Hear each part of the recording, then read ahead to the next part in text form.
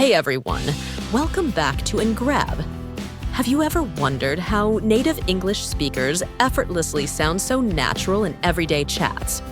Today, we're uncovering some super common, super useful phrases that'll instantly level up your speaking skills. Stick around, these gems will help you understand conversations better and make you talk like a real pro. Before we jump in, we've got exciting news.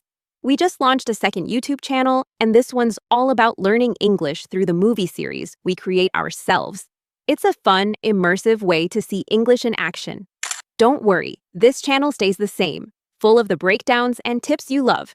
But if you want even more natural English in context, check out the new channel. Links in the description and pinned comment. Let us know if you're excited to learn English through stories.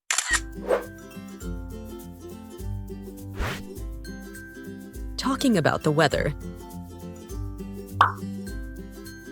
It's freezing out there.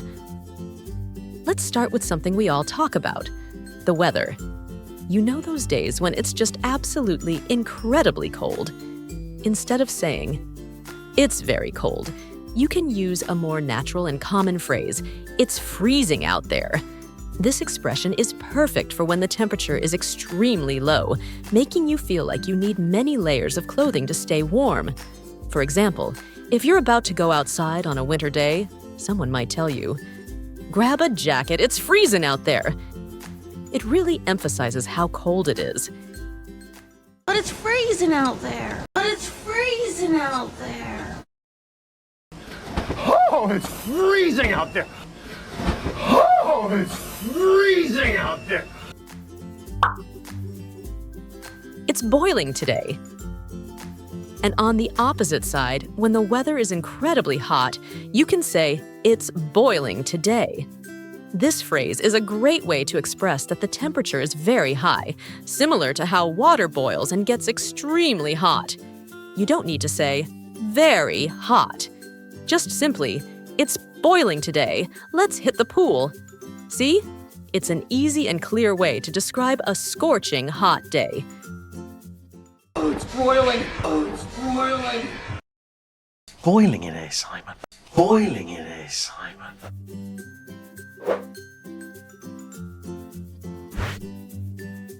Checking in. You good?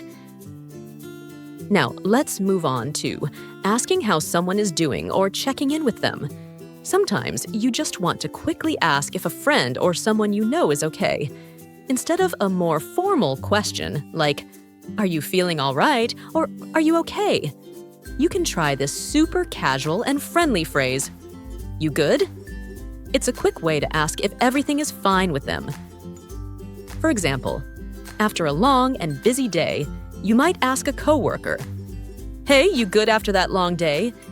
It's quick, friendly, and gets straight to the point, showing you care. Are you good? Are you good? Are you good? Are you good? What's the vibe? And when you walk into a new situation, like a party, a meeting, or even a new place, and you want to understand the general atmosphere or what's happening, you can ask, "What's the vibe?" This phrase means, "What's going on?" or "What's the mood like?" It helps you get a sense of the situation without asking a lot of questions.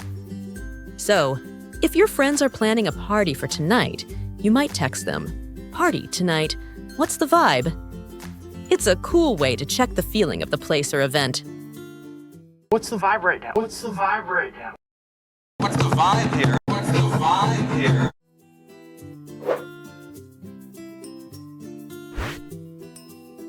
When you're busy, I'm swamped. Next up, what about those times when you are incredibly busy? We all have them. When you're truly overwhelmed with work or tasks and you have too much to do, a great phrase to use is, "I'm swamped." This simply means you're super busy and maybe feel like you're drowning in work. You could say to a friend, "Can't talk now, I'm swamped with deadlines," to explain why you're unavailable. It's a common and clear way to communicate your busy schedule. I'm swamped. I'm swamped. But I'm swamped and I don't have time to teach you about cuisine. But I'm swamped and I don't have time to teach you about cuisine. I'm on it. But what if someone asks you to do something and you've already started it or are completely ready to take care of it? You can confidently say, I'm on it.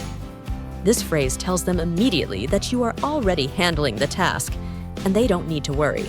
For example, if your boss asks, "Need that report by this afternoon?" you can reply, "I'm on it." It's a very reassuring and efficient phrase to show you're in control. I told you already, I'm on it. I told you already, I'm on it. I'm on it. I'm on it.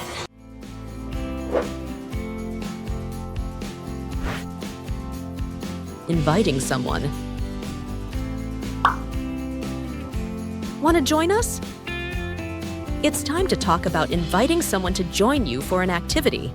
A very friendly and common way to ask someone to hang out, come along, or participate with you and your group is, "Want to join us?" It's simple, direct, and very natural. For example, if you and your friends are going out to eat, you could ask a new friend, "We're grabbing tacos. Want to join us?" It's perfect for casual plans and makes people feel welcome. You want to join us? You want to join us? You want to join us? You want to join us? Be my guest. And if someone asks for your permission to do something, or if you're offering something freely and want to show that it's okay for them to take it or do it, you can say, "Be my guest." This phrase means, go ahead, do it, or you are welcome to do that. So, if someone asks you, "Can I use your phone to make a quick call?" you can simply say, "Be my guest." It's a polite and open invitation. Be my guest. Be my guest. Then, if you want to go after him, burn his house down, be my guest. Then, if you want to go after him, burn his house down, be my guest.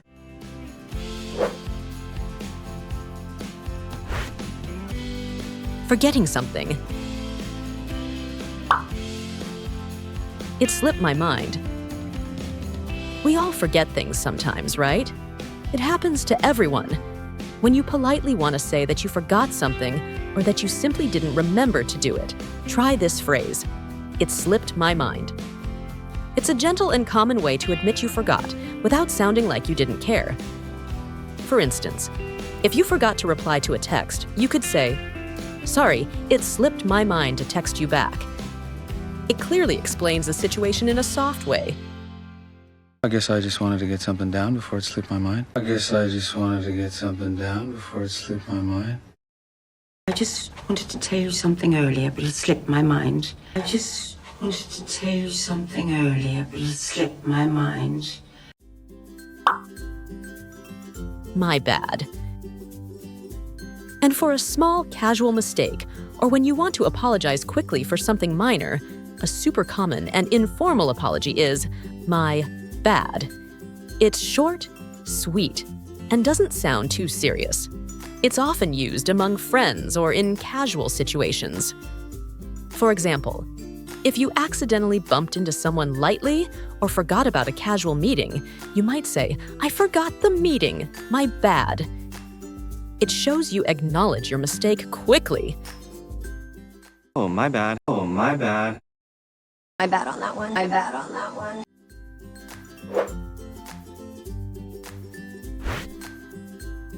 Agreeing or understanding. Got it. Let's move on to how we show we agree with something or understand what someone has said. When someone tells you something important or gives you instructions and you totally understand it, you can just say, "Got it." It's a very common and straightforward way to say, "I understand." For example, if your friend says, "Let's meet at 6 p.m., you can simply reply, "Got it." It's super clear and easy. Got it, got it. Oh, I got it. Oh, I got it. Totally. when you strongly agree with someone, or you want to show that you feel the same way about something, instead of just saying yes, or I agree, you can use totally. It's a fantastic way to show enthusiasm and complete agreement with what the other person has said. For example, if someone says, "This place has the best burgers," and you agree wholeheartedly, you can reply, "Totally." It adds a lot more feeling than just a simple yes. Right. Totally. I get it. Right. Totally. I get it. Yeah, right, totally. Yeah, right, totally.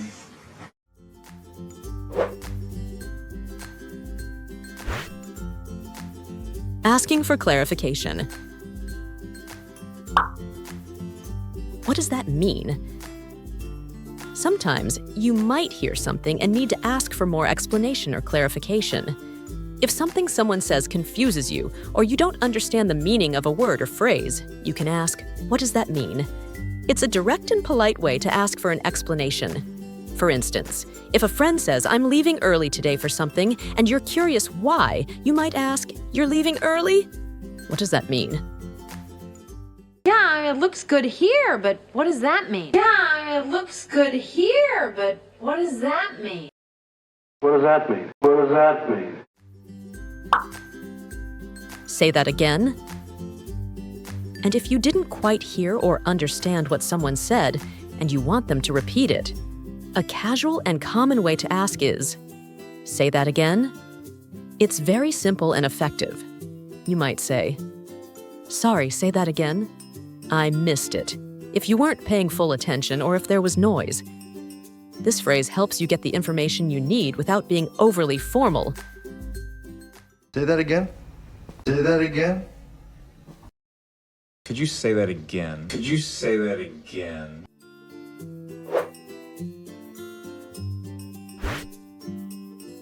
Interrupting politely. Sorry to cut in. Now, how about when you need to interrupt a conversation politely? It can sometimes feel tricky, but this phrase is perfect for that situation. Sorry to cut in. This shows that you respect their conversation, but you have something important or quick to add. It's a way of asking for a brief moment of their attention. For example, if two people are talking and you have a quick question, you might say, "Sorry to cut in, but I have a quick question." Sorry to cut in, guys, but Charlie is on the phone with his girlfriend. Looping you in now. Sorry to cut in, guys, but Charlie is on the phone with his girlfriend. Looping you in now. Sorry to cut in, but you promised this. Sorry to cut in, but you promised this. Hold up. And if you need to casually pause someone or quickly get their attention because you've heard something surprising or need to clarify something immediately, you can say, "Hold up." It's a bit more informal than "sorry to cut in" and means something like, "Wait a second," or "Stop right there." For example, if you hear surprising news, you might exclaim, "Hold up." Did you say you're moving? It's an immediate reaction. Hold up. Hold up. Okay, hold up. Okay, hold up.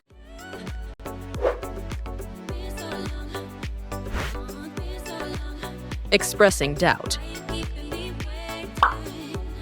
I'm not buying it. What about when you want to express that you have strong doubts about something? If someone tells you something that just doesn't seem true, believable, or realistic, you can say, "I'm not buying it." This means you don't believe them at all, or you're very skeptical.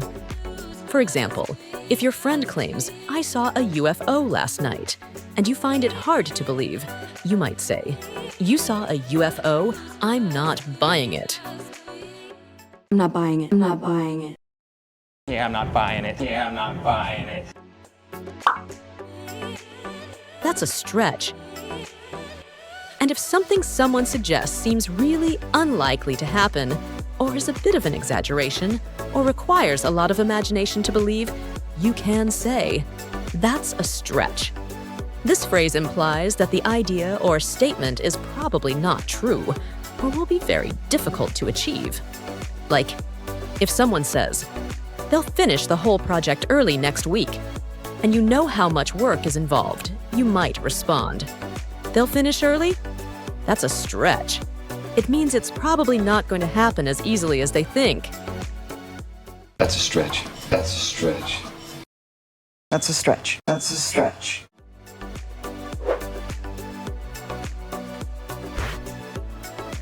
Encouraging someone. You've got this. Let's talk about encouraging someone and showing your support. When you want to cheer someone on and tell them that you believe they can succeed, no matter the challenge, say, "You've got this." It's a super motivating and positive phrase that shows confidence in their abilities. For example, if a friend is nervous about an upcoming test, you can say, "Nervous about the test? Don't worry, you've got this." You've got this, you can do this, we've done this, you can do this. You've got this, you can do this, we've done this, you can do this. Give it a shot. And if someone is hesitant or unsure about trying something new, perhaps they're a little scared or shy, you can encourage them with, "Give it a shot." It simply means, try it. Or, go for it. You're telling them to try, even if they're not sure. For instance, if a friend is thinking about trying karaoke but feels shy, you could say, "Not sure about karaoke? Come on, give it a shot. It'll be fun." Give it a shot. Give it a shot. Maybe I'll give it a shot. Maybe I'll give it a shot.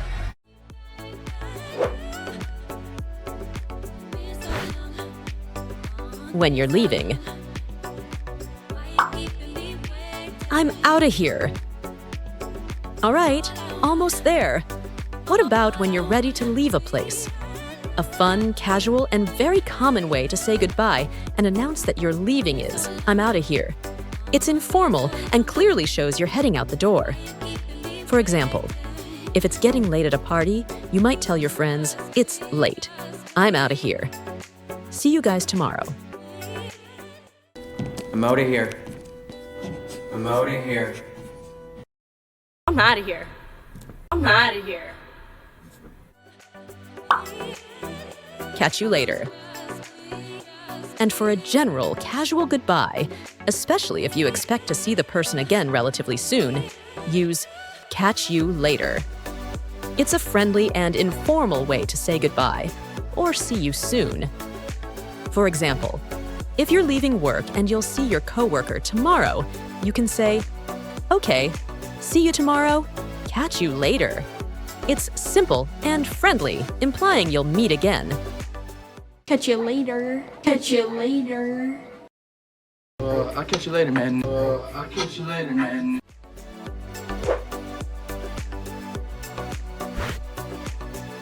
Reacting to news. No way! Finally, let's talk about reacting to news. When you're genuinely shocked, surprised, or completely disbelieving about something you've just heard, you can exclaim, "No way!" It conveys very strong surprise and often excitement or disbelief. For example, if your friend tells you, "I won the raffle," you might excitedly respond, "You won the raffle? No way! That's amazing!" Well, you know when people say that they were so drunk that the whole night is a blank, and you always go, "No way, not possible." Well, you know when people say that they were so drunk that the whole night is a blank, and you always go, "No way, not possible." No way. No way, not Nevada. No way. No way, not Nevada. That's dope. And if you hear awesome news, something really cool, impressive, or exciting, a very popular and informal phrase to use is, "That's dope." This is a cool and trendy way to say something is great, excellent, or fantastic. It's generally used among younger people or in casual settings. For example, if your friend tells you, "I got promoted at work," you could respond enthusiastically, "You got promoted? That's dope. Congratulations." That's dope, isn't it? That's dope, isn't it? That's dope. That's dope. And there you have it. 12 common English phrases that will help you sound more like a native speaker. The best way to learn these is to start using them. Try to incorporate one or two into your conversations this week. Which of these phrases was your favorite? Or which one do you think you'll use first? Let me know in the comments below. If you found this video helpful, please give it a thumbs up and subscribe for more English lessons. Thanks for watching,